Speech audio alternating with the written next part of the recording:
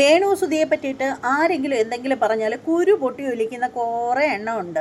അപ്പോൾ അവരോടൊന്നും പറയാനില്ല, എന്ത് പറഞ്ഞിട്ട് ഒരു കാര്യമില്ല. പക്ഷേ എന്തായാലും രേണു സുധിയെ പറ്റിയിട്ട് കുറച്ച് കാര്യങ്ങൾ എനിക്ക് പറയാനുണ്ട്, പുള്ളിക്കാരത്തിയെ പറ്റിയിട്ട്. അപ്പോൾ അത് ഞാൻ പറയുക തന്നെ ചെയ്യും. അപ്പോൾ എന്താണെന്ന് വെച്ചാൽ, കമൻ്റ് ഇടുന്ന കുറേ തൊഴിലാളികളൊക്കെ ഉണ്ട്, പാവം.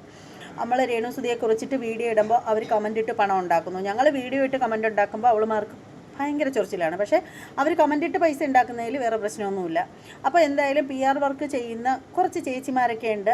ശ്രീകല എന്നൊക്കെ പറയുന്ന ചേച്ചിയൊക്കെ കമൻ്റ് ഇട്ട് പൈസ ഉണ്ടാക്കാനായിട്ട് വന്ന് നിൽക്കുന്ന ചേച്ചിമാരാണ്. കാരണം ഒരു വീഡിയോയുടെ അടിയിൽ 10ഉം 50ഉം കമൻ്റൊക്കെ ഇടണം എന്നുണ്ടെങ്കിൽ ഉറപ്പായിട്ടും അത് പൈസയ്ക്ക് വേണ്ടി തന്നെയാണ്, PR വർക്ക് തന്നെയാണ്.